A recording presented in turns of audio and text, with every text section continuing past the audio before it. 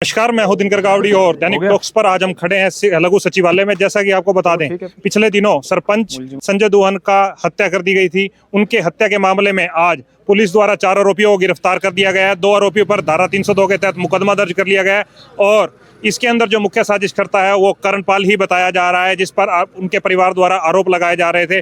आइए इस बारे में जानते हैं एसपी मकसूद अहमद का क्या कहना है। देखिए, जैसा कि आप सभी को पता है कि 3 मार्च को रात 8:30 बजे कंवारी गांव में मौजूदा सरपंच संजय और नरसिंह दुहन की गाड़ी में गोलियां मारकर हत्या कर दी गई थी और उसी दिशा में हम प्रयास कर रहे थे उस वारदात को सॉल्व करने के लिए, जिसमें कि हमने हमारे यहाँ पर भी एक एसआईटी का गठन किया था, जिसमें कि डीएसपी रविंद्र सांगवान के नेतृत्व में सीआईए की टीम हमारी काम कर रही थी।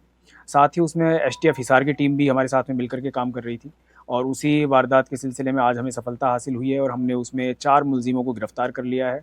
और उन 4 मुलजिमों की गिरफ्तारी के साथ ही उनसे 3 असले बरामद हुए हैं, 3 पिस्टल और 5 जिंदा कारतूस उनसे बरामद हुए हैं और पूरी वारदात जो है वो सॉल्व हो गई है। तो ये जो वारदात है इसके बारे में हम आपको बताना चाहेंगे कि इसमें हुआ ये था कि संजय और नरसिंह को 2 लड़के हैं जो मेन मुलजिम हैं जिन्होंने की गोली मारी थी, जिसमें कि सुमित उर्फ छाबड़ा सन ऑफ राजेश कंवारी गाँव का ही रहने वाला है और दूसरा है इसमें अमन सन ऑफ सुभाष जो कि उमरा गाँव का रहने वाला है। ये दोनों लड़के वो थे जिन्होंने कि गोली मार के संजय की हत्या की थी, उसको गोलियां मारी गई थी। दोनों ने मिलकर के 8 गोलियां फायर की थी, जिनमें से कि 6 गोलियां उसको संजय को लगी थी और उसकी मौके पर ही मृत्यु हो गई थी। उसमें इनके साथ में जो साजिश में शामिल है, एक सचिन उर्फ चूचू सन ऑफ अजय कंवारी गाँव का रहने वाला लड़का है और एक इसमें है कि करण सन ऑफ महावीर जो कि कंवारी गाँव का रहने वाला है।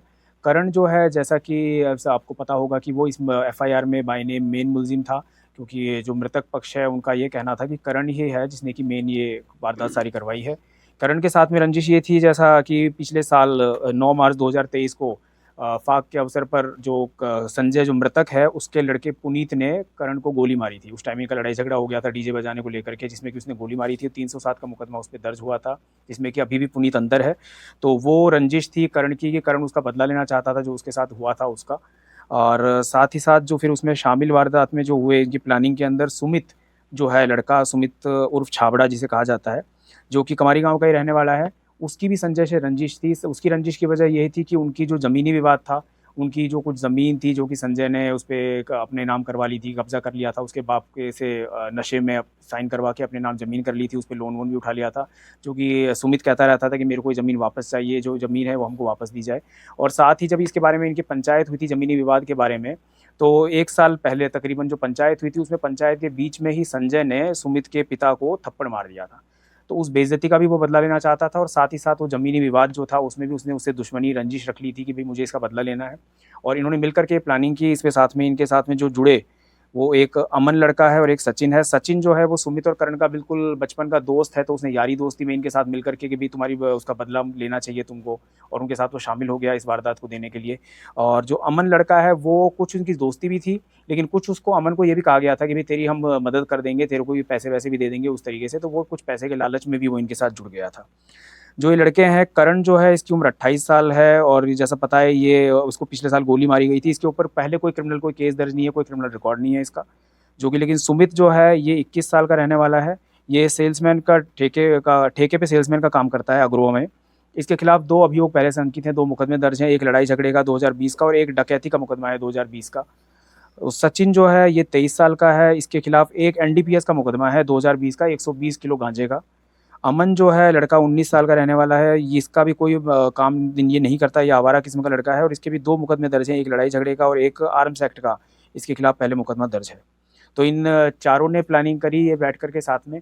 और वारदात वाले दिन जो था करण जो था वो अपने घर पर ही मौजूद था। उसने क्योंकि एविडेंस क्रिएट करने की कोशिश करी कि मैं घर पे मौजूद हूँ, कैमरे के अंदर फुटेज में आ रहा है। उसने जब ये गाड़ी जब टकराई थी गोली लगने के बाद में, तो 112 पे कॉल भी उसी ने किया था, क्योंकि वो अपने बचाव में पूरे सबूत क्रिएट करना चाहता था।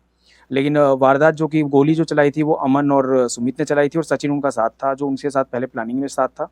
अभी तक प्रारंभिक पूछताछ में यही सारी बात सामने आई है। इनसे 3 पिस्टल और 5 कारतूस बरामद हुए हैं।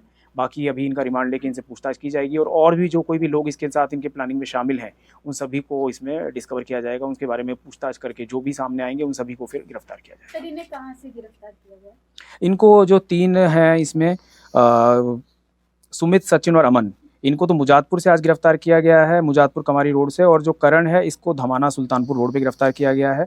ये है कि उस दिन से, वारदात के दिन से ही ये फरार चल रहे थे और उसके बाद में इन्होंने फरारी बाहर राजस्थान साइड में ये फरार चल रहे थे, वहाँ पे फरारी काट के आए। आज ये वापस यहाँ पे इस तरफ आए थे, जैसे हमें सूचना मिली कि भाई ये कुछ पता परिजनों से कांटेक्ट करने के लिए और कुछ पैसे वैसे इनका क्योंकि खर्चा पानी खत्म हो गया था तो उसके लिए इधर की साइड में आए थे। तो जैसे ही हमें सूचना मिली तो जॉइंट ऑपरेशन था एसटीएफ हिसार की टीम का इंस्पेक्टर अनूप के नेतृत्व में और हमारी सीआईए हांसी की टीम जो है इंस्पेक्टर यासीन खान के नेतृत्व में, दोनों ने मिलकर के दोनों टीमों ने ये कार्रवाई करी है और संयुक्त रूप से ये कार्रवाई को अंजाम दिया और हमें इसमें सफलता हासिल हुई। सर जो असला मिला ये वैध था या अवैध था कब्जे से?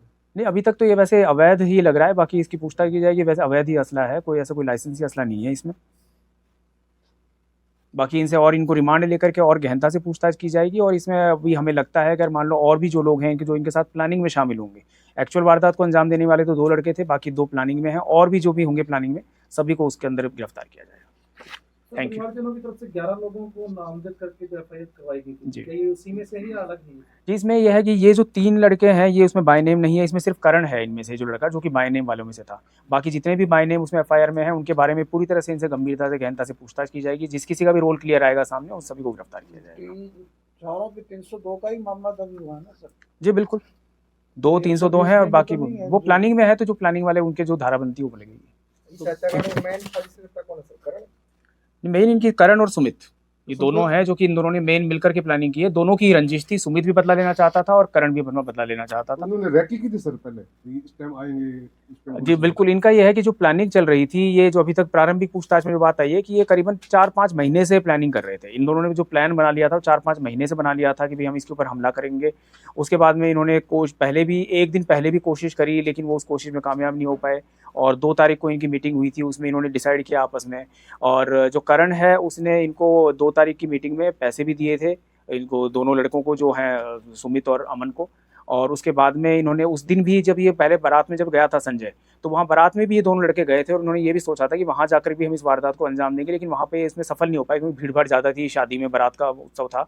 तो उन्होंने फिर ये प्लान किया कि वापस हम जाते हैं कवारी गाँव में, और वहाँ फिर वो घात लगा के धर्मशाला में बैठ गए थे और उसका वेट कर रहे थे। उनको पता था कि भाई उसके साथ गाड़ी में कौन है और वो कहाँ पर गाड़ी रुकेगी, तो उनको पूरा पहले से प्लानिंग में पूरा प्लान किया हुआ था, पूरा पता था कि यहाँ पे आएंगे और यहाँ पे फिर हम इनको गोली मारेंगे।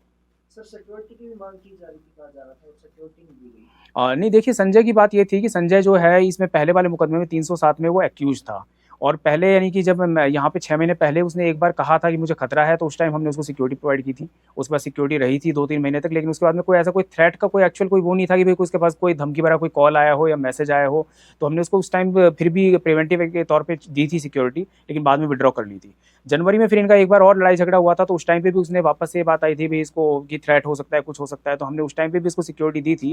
लेकिन बाद में असेसमेंट करने के बाद में ऐसी कोई बात नहीं लगी, तो 1 महीने बाद वो जो सिक्योरिटी थी वो वापस ले ली गई थी, क्योंकि कोई ऐसी खतरे की बात नहीं आई थी।